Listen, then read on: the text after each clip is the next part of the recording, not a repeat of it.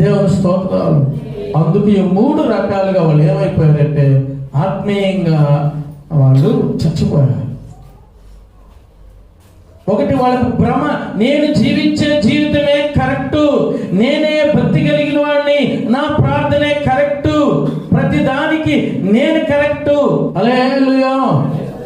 రెండోది ఏంటంటే తన ముందు ఎవరో భక్తిహీనంగా ఉంటే, బలహీనంగా ఉంటే, వాళ్ళు బలహీనంగా ఉన్నారు, వాళ్ళు బలహీనంగా ఉన్నారు, భక్తిహీనంగా ఉన్నారు, నేనుంటే ఏమవుద్ది అనుకొని బలహీనమైన వాళ్ళని చూస్తున్నారు. దేవుని స్తోత్రాలు. హల్లెలూయా.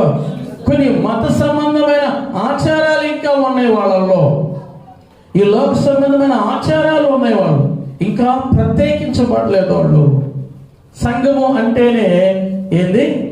ప్రత్యేకించబడడం. చప్పట్లు కొట్టేసారి దేవుని. హల్లెలూయా. ఎందుకు? వాళ్ళ ఆత్మీయ జీవితంలో చచ్చిపోయిన వారయ్యారు.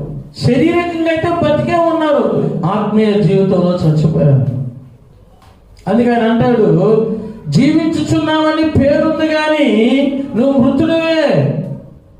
7 ఆత్మలు కలిగిన ఆయన 7 దీపముల మధ్య సంచరించేవాడు చెబుతున్న సంగతులు నీవు నీ ఆత్మీయ జీవితంలో చచ్చిపోయావు. అమ్మా, అయ్యా, చర్చికి వస్తున్నావు, బాగానే ఉంది, తెల్లబొట్లు వేసుకున్నావు, బాగానే ఉంది, సాక్ష్యాలు బాగానే చెప్తున్నావు, నీ ఆత్మీయ జీవితము చచ్చిపోయి ఉందా, బ్రతికుందా? ఒకసారి పరిశీలన చేసుకోవాలి. హల్లెలూయా. చప్పట్లు కొట్టేసారి దేవుడు. వాళ్ళు కాదు పరిశీలన చేయాల్సింది, నిన్ను నువ్వు పరిశీలన చేసుకో. ఎవరిని చూడాలి? ఆయమ్మని, ఆ అక్కని, వీళ్ళుగా చూడాల్సింది. నువ్వు యేసయ్యను చూడాలి. చప్పట్లు కొట్టి దేవుడు మహిమపరచండి. హల్లెలూయా. ఈ రోజుల్లో అంత కూడా వాళ్ళని చూస్తున్నారు. వీళ్ళు ఆత్మీయ జీవితంలో జీవం లేకుండా, ఆత్మీయ జీవితంలో చలనం లేకుండా, ఆత్మీయ జీవితంలో వాళ్ళు చచ్చిన వారు ఎందుకయ్యారంటే బలహీనులైన వాళ్ళ మనుషులను చూస్తున్నారు, ఆచారాలు పట్టుకుంటున్నారు. అంతేకాకుండా నేను కరెక్ట్గా ఉన్నానని భ్రమపడుతున్నారు. నువ్వు కరెక్ట్గా ఉన్నావో లేదో తెలుసుకోవాలంటే వాక్యమైన జీవితం నీలో ఉందో బేరేజీ చేసుకోవాలి. వాక్య ప్రకారంగా నేను జీవిస్తున్నానా లేదా అని నువ్వు చూసుకోవాలి. ఈ వాక్యమే నీ కొలత, వాక్యమే నీ కొలబద్ద. అన్నిటికీ కొలబద్దలు ఉన్నాయి, కానీ ఆత్మీయ జీవితానికి కొలబద్ద ఏంటంటే వాక్యము. మారు మనసు పొందినప్పుడు పశ్చాత్తాపడ్డావా? నేను మారు మనసు పొందానని పశ్చాత్తాపడినప్పుడు నువ్వు తెలుసుకోవాలి. బాప్తిసం తీసుకున్నావా? నేను బాప్తిసం తీసుకున్నాను. పరిశుద్ధాత్మ పొందుకున్నావా? ఆదివారం చర్చికి వెళ్తున్నావా? ఆదివారం ఆయన బయట తిరుగుతున్నావా?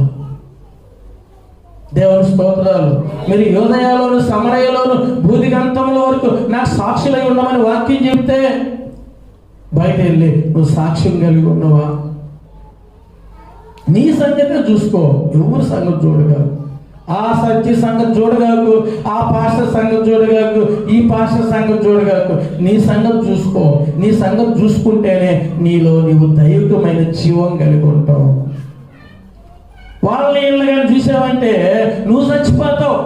అంటే ఆత్మీయంగా, స్పిరిచువల్గా చచ్చిపోతావు.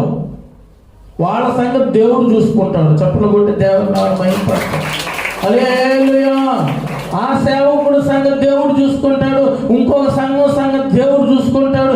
ఎవరు బలహీనలుగా ఉండరో వాళ్ళ సంగతి దేవుడు చూసుకుంటాడు. వాళ్ళు నిలబెట్టడానికి శక్తి కలిగిన వాడు ఆయన. నువ్వేం నిలబెడతావు? నువ్వు నేను విమర్శించి ఏమి నిలబెడతావు? మనకునే మనం పోగొట్టుకుంటాం. మనకున్న విశ్వాసం పాడైపోద్ది. ఆత్మీయ జీవితంలో జీవాన్ని పోగొట్టుకుంటాం, దైవం యొక్క శక్తిని మనం పోగొట్టుకుంటాం. ఆత్మీయ జీవితంలో మనం బ్రతికుంటాం అన్నమాట. శారీరకంగా బ్రతికుంటాము, ఆత్మీయ జీవితంలో చచ్చిపోతాం. అది ఆత్మీయ జీవితంలో కూడా మనం బ్రతికి ఉండాలి.